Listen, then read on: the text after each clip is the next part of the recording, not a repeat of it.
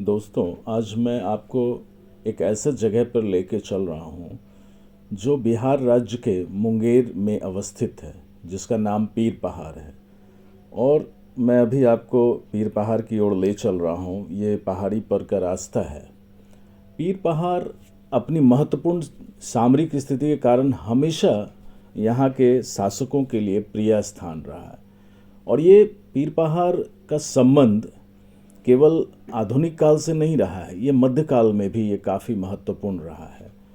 जहाँ तक इतिहासकारों का मानना है कि मध्यकाल में जब शाहजहाँ पूरे भारत पर शासन कर रहा था, तो उसका पुत्र शाह शुजा, जिसको शाहजहाँ ने बंगाल का शासक बनाया, तो वो यहाँ आकर सबसे पहले, चूँकि उस समय मुंगेर भी यानी बिहार राज्य भी बंगाल के ही क्षेत्र में आता था, तो बंगाल की ओर बढ़ने के क्रम में यहाँ पर भी उसने अपना राज्य स्थापित किया। तो उसने मुंगेर को अपना एक स्थल बनाया और इसी पीर पहाड़ पर उसने अपना निवास स्थान बनाया, क्योंकि यहाँ से मुंगेर और उसके आसपास के क्षेत्रों को स्पष्ट रूप से देखा जा सकता था। तो इसलिए उसने क्या किया कि इसने इस जगह को चुना, चूँकि ये मुंगेर शहर से ऊंचाई पर है और बिल्कुल ये गंगा नदी के किनारे है और यहाँ आने जाने की सुविधा भी है। तो आसानी से यहाँ से पूरे शहर पर नज़र रखी जा सकती थी। तो इसलिए इस जगह को उन्होंने चुना और यहाँ अपना शासन स्थापित किया। और यहाँ कहा जाता है कि इनके आने से पूर्व, यानी शाह शुजा के आने से पूर्व, इस जगह पर एक पीर रहते थे। उन्हीं के नाम पर इस स्थल का नाम पीर पहाड़ रखा गया। और आप देख सकते हैं कि यहाँ पर उसी पीर साहब का एक मजार भी बनवाया गया, जो आज तक मौजूद है। और ये देखिए कि ये बड़ा ही मनोरम क्षेत्र है और इन्हीं पीर साहब के नाम से इस स्थल का नाम पीर पहाड़ रखा गया है। और आज भी लोग यहाँ पर घूमने आते हैं और उर्स का मेला भी लगता है, तो उस समय काफ़ी भीड़ रहती है और काफ़ी लोग आते जाते रहते हैं। और ये पीर बाबा भी काफ़ी प्रसिद्ध हैं और इनके अलावे भी कई अन्य पीर बाबाओं का भी यहाँ पर मतलब स्थान है उनका। और आप देख सकते हैं उनका मकबरा है।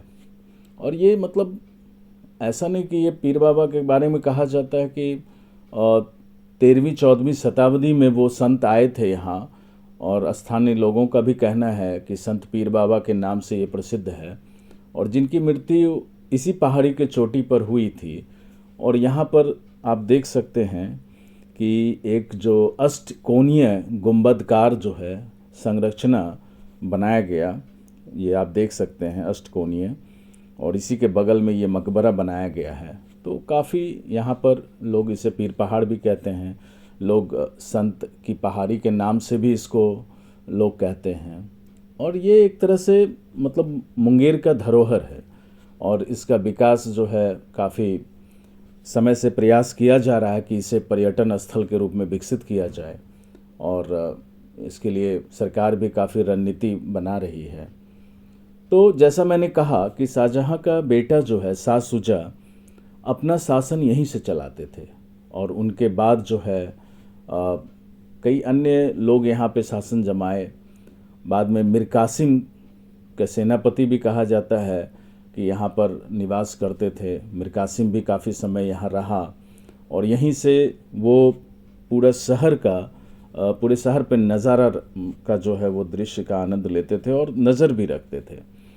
और यहीं से आप देखिएगा, मैं अभी थोड़ी देर में बताऊंगा, यहीं से एक रास्ता जो है वो पीर पहाड़ से एक सुरंग है जो वह निकलता है। तो ये महल आप देख सकते हैं।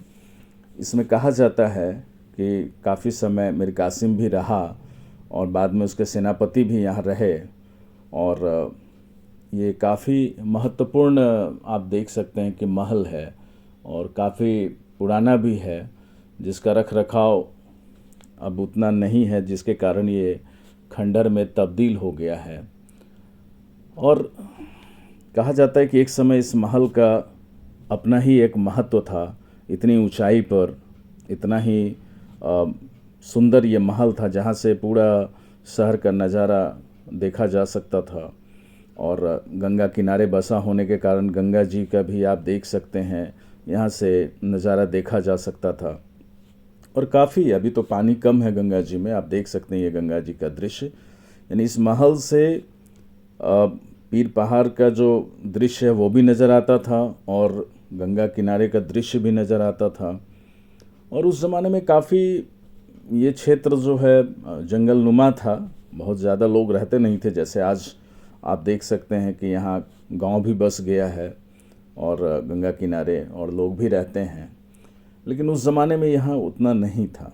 तो लोग यहाँ पर जो है सैनिक रहा करते थे और मीर कासिम भी रहा करते थे और उनके सेनापति भी बहुत समय तक रहे इसी महल में।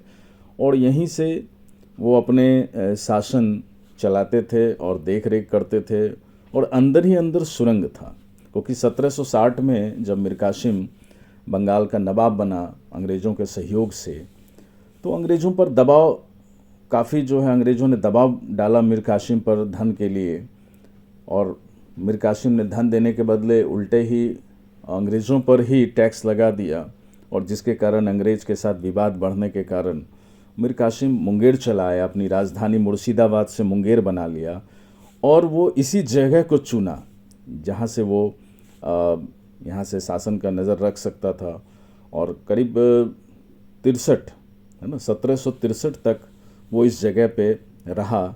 और यहीं से गुप्त एक रास्ता जो है वो कस्टर्नी घाट जो मुंगेर है वहाँ पर मौजूद था, और आज भी उसका खंडर और अवशेष है। मैंने एक वीडियो में इसे बताया भी है। जो रास्ता यहीं से अंदर अंदर जाती है और यहाँ से करीब आप 4 किलोमीटर, 3 से 4 किलोमीटर की दूरी पर है वो घाट। और अंदर ही अंदर इस जगह के ठीक नीचे, मैं थोड़ी देर में आपको दिखाऊंगा कि इसके ठीक नीचे ही सुरंग है। वो सुरंग का रास्ता भी यहाँ से देखिए, ये ठीक इसके नीचे से सुरंग का जगह है। वो नीचे जाने पर मैं दिखाऊंगा कि वहाँ से ये रास्ता जाती है और एकदम कस्टर्नी घाट निकलती थी। जहाँ मैंने आपको दिखाया था वो उनका महल का कुछ अवशेष और उनका अंदर का तहखाना, जहाँ के उनका खजाना आज भी कहा जाता है कि मौजूद है। अब सत्य क्या है ये तो पुरातत्व विभाग बताएंगे, लेकिन माना जाता है कि अंग्रेज उस धन को, उस संपत्ति को हासिल नहीं कर पाया था। और बाद में तो मीर कासिम की मृत्यु हो गई और दिल्ली में उनको देखा गया। और बक्सर का युद्ध भी उसने लड़ा, लेकिन अंग्रेज़ों से वो हार गए। बाद में वो दिल्ली चले गए वापस, और अंग्रेज़ धीरे धीरे उत्तर भारत पर चलाए। तो ये महल बहुत ही ऐतिहासिक महल है, जो आज इसकी रौनक, मैं बचपन में आज से करीब 35 साल पहले, यूँ समझिए कि ये खंडर अच्छी अवस्था में थी। मैं अंदर भी गया था, लोग रहते भी थे इसमें, और वो अब चले गए, वो अब यहाँ रहते नहीं हैं। कहा जाता है कि यहाँ का जो कोलकाता के जो ज़मींदार थे प्रसन्न ठाकुर, उसने पीर पहाड़ को ले लिया था। और जैसा कि इतिहासकार बताते हैं कि कोलकाता के ही ज़मींदार अक्षय कुमार मंडल ने पीर पहाड़ को बाद में उनसे ले लिया, खरीद लिया। और बाद में अक्षय कुमार मंडल के पोते संतुदा जब कोलकाता जाने लगे, तो उन्होंने पीर पहाड़ को राष्ट्रीय धरोहर के रूप में सरकार को देने की इच्छा जाहिर की, लेकिन ऐसा कुछ भी नहीं हुआ। तब उन्होंने यहाँ के स्थानीय एक निवासी को पीर पहाड़ बेच दिया, है ना। और इस तरह से देखते हैं कि, और ये प्रसन्न कुमार ठाकुर जो थे वो रविन्द्रनाथ ठाकुर के चाचा थे। और जैसा कि जानकार बताते हैं, इतिहासकार बताते हैं कि 1905 में रविन्द्रनाथ टैगोर अपने चाचा के यहाँ रहने मुंगेर आए, और उन्होंने इसी पहाड़ को अपना निवास स्थान बनाया। और साथ ही यहाँ के प्रवास के दौरान उन्होंने गीतांजलि जो प्रसिद्ध पुस्तक थी उनके कुछ हिस्सों की रचना भी की। इसी गीतांजलि पर उनको साहित्य का नोबेल पुरस्कार भी मिला। तो मैं आपको दिखाऊंगा। तो ये देखिए, ये जो सुरंग है, इसी सुरंग जो कस्टर्नी घाट में निकलती है, इसके अंदर एक रास्ता है जो बहुत अब तो घास भूस से ढक चुका है, मैं इसे दिखा नहीं पा रहा हूँ। तो यहीं से एक रास्ता जाती है जो अंदर की ओर वो कष्टर्णी घाट में निकल। तो इसी गुप्त रास्ते से जो सेनापति थे वो आया जाया करते थे, और कभी कभी मीर कासिम भी इसका यूज़ करते थे, उसका उपयोग करते थे इस सुरंग को आने जाने के लिए। तो इस तरह से यहाँ से आप देख सकते हैं कि काफ़ी सुंदर नज़ारा है। और अब हम लोग वापस चल रहे हैं, और आपको मैं अब दिखाऊंगा वो रविंद्र भवन, जहाँ पे रविंद्रनाथ टैगोर ने कुछ समय प्रवास किया था उच्च ऊंचाई स्थान पर, और उन्होंने गीतांजलि के कुछ अंश लिखे थे। वो अब जस्ट मैं आपको दिखा रहा हूँ, वो स्थान पे मैं पहुँचने की कोशिश कर रहा हूँ। ये देख सकते हैं ऊंचाई पर ये जो स्थान दिख रहा है, ये अभी अब खंडर में तब्दील हो चुका है, और किसी ये अब व्यक्ति ने इसे खरीद चुका है, और यहाँ के आने जाने पर रोक लगा दी है उसने। लेकिन इस स्थान को अब देखिए, ये खंडर बन चुका है।